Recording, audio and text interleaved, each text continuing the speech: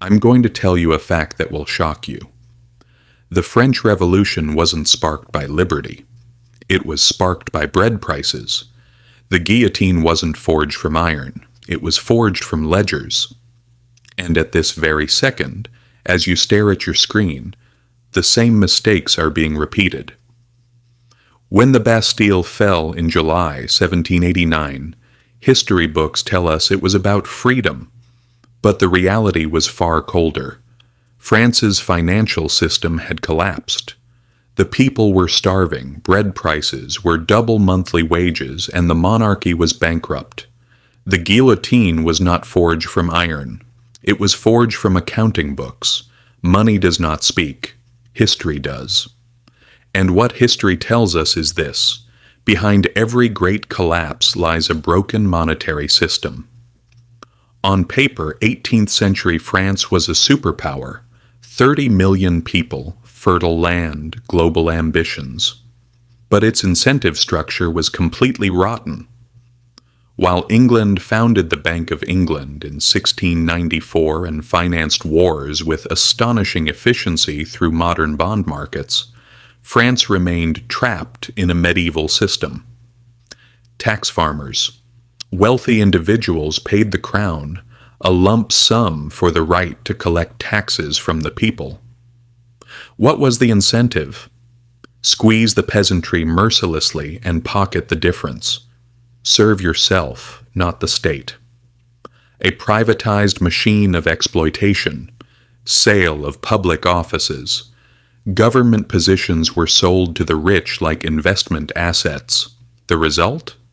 A parasitic bureaucracy focused on protecting privilege rather than serving the public. Tax exemptions, the wealthiest classes, the nobility and clergy, barely 10% of the population, were exempt from direct taxation. The first and second estates paid almost nothing. The third estate, over 90% of the country, paid land taxes, salt taxes, church tithes, and countless feudal obligations. 70% of a laborer's daily spending went to bread. This was not a state. It was a machine that siphoned money from the top and crushed those at the bottom. The wars of the 18th century exposed these weaknesses. The War of the Austrian Succession, the 7 Years' War, and especially support for the American Revolution in the 1770s, buried the monarchy under debt. Backing the American colonies against Britain felt like sweet revenge. Financially, suicide. By the early 1780s, the French crown had borrowed over 1 billion livres to finance war. To put that in perspective, interest payments alone consumed more than half of royal revenues. Imagine running a business where over 50% of your income goes just to interest, and you're still borrowing. That was France. Money does not speak. History does. France's ledgers were screaming, "This system is dying." While golden chandeliers glittered at Versailles, ordinary people carried the burden. Bread accounted for 70% of a worker's daily expenses. When grain harvests failed in the late 1780s, prices doubled. Long before the Bastille fell, bread riots were already erupting in Paris. Survival had become political. The monarchy tried reform, but privilege blocked the way. Finance Minister Turgot proposed sweeping changes, eliminate tax exemptions, modernize revenue collection, cut court spending. The nobility resisted. Another reformer, Necker, tried transparency by publishing royal accounts. The reports revealed deficits so severe they shattered public confidence even further. By the late 1780s, minister after minister told King Louis XVI that the kingdom was bankrupt. But every reform effort hit the same wall. Nobles and clergy refused to surrender privilege, and the king lacked the will to force them. By 1788, the crown could no longer borrow on reasonable terms. Creditors demanded sky-high interest, or refused to lend at all. The government couldn't pay contractors or soldiers.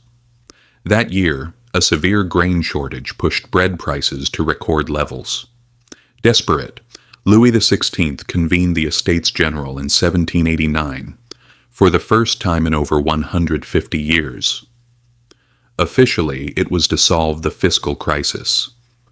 In reality, it opened the floodgates of revolution, but it was already too late. The Third Estate understood. The crisis was rooted in a system that kept them poor while enriching the privileged.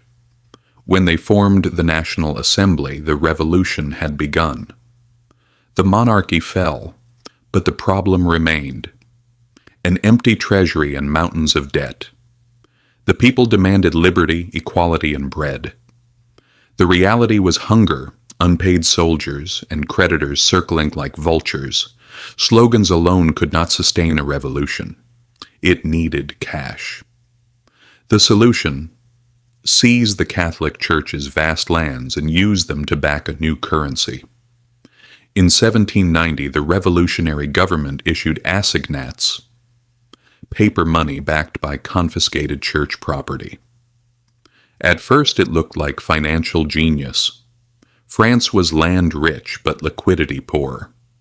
By turning land into money, the state could pay debts, stabilize the economy, and mobilize wealth.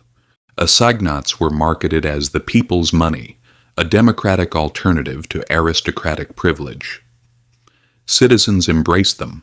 For a brief moment, trust returned. But paper money carries a curse.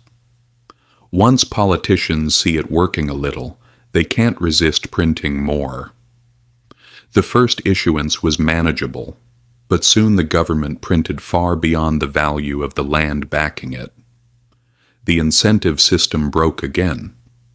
Short-term political fixes replaced discipline. By 1792, billions of livres in assignats flooded circulation. Inflation surged. By 1793, they had lost over half their value. By 1795, they were practically worthless. People carried stacks of paper just to buy a single loaf of bread. Farmers hoarded grain and refused to trade for notes that evaporated overnight. Merchants rejected them. Trust in the currency collapsed. Worse still, assignats became targets of counterfeiting. Foreign enemies of the revolution, especially Britain, deliberately flooded France with fake assignats. Money does not speak. History does. Economic warfare is fought not only on battlefields, but by destroying money itself. The social consequences were devastating. Urban workers saw wages obliterated by inflation. Savings vanished. Soldiers and civil servants were paid in paper that lost value before it could be spent. When bread again became unaffordable, riots erupted in the markets. The government responded with price controls. They failed. Instead of stabilizing supply, they drove trade underground. Farmers refused to bring grain to market. Black markets flourished. With inflation came paranoia. Radical leaders like Robespierre turned economic failure into political terror. Hoarding grain, speculating, or undermining the currency became crimes against the revolution. Thousands were executed. The guillotine became not just a tool of political justice, but of economic control. Inflation turned into blood. In 1796, the assignat was abandoned and replaced with the mandat. It collapsed too. The revolution promised liberty, but delivered monetary chaos. The people were exhausted. Paper money had destroyed their savings. Without financial stability, revolutions devour themselves. Out of this void, Napoleon rose. After seizing power in 1799, his first priority was stabilizing money. In 1800, he founded the Banque de France. The message was clear. Liberty brought chaos. Order would rebuild France. Napoleon's military genius is legendary, but without this financial reset, his empire could never have stood. Financial systems are the skeleton of political power. Money does not speak. History does. And the same song is playing again. Greece in the 2010s, a government crushed by debt. Hospitals closed, pensions were cut. The financial system was protected. The United States' endless borrowing, no balance, sustained by money printing and bonds. Central banks, printing liquidity like revolutionaries. Inflation returned, punishing workers. Every time elites are shielded, while ordinary people bear the pain.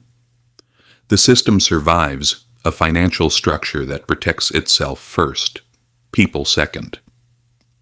In 1720, Britain's South Sea bubble revealed financial madness. In 1789, France repeated it. In 2008, the world repeated it through the housing crisis. Every time elites are protected, citizens pay the price. First, financial education is survival. If you don't understand how debt, taxes, and inflation shape your life, you will pay the bill when the system breaks. Second, real wealth is not paper promises. When governments turn on the printing press, what doesn't evaporate is assets, skills, and independence. Third, don't mistake stability for justice. The French Revolution replaced one injustice with another because it never solved economic decay. History doesn't repeat, but it rhymes. The rhyme of the French Revolution is a warning. When governments borrow beyond their power, when elites escape the burden, and when money loses trust, collapse follows. The guillotine may be gone, but the consequences of broken finance remain. Unemployment, inflation, unrest, and the rise of strongmen promise an order at any cost. The French Revolution wasn't just about liberty, equality, and fraternity. It was about debt, inflation, and bread. It was about a financial system that pushed its people past the breaking point. And if you think we're too sophisticated today to make the same mistakes, remember this: the Bourbons thought so too. Money does not speak. History does. Old money.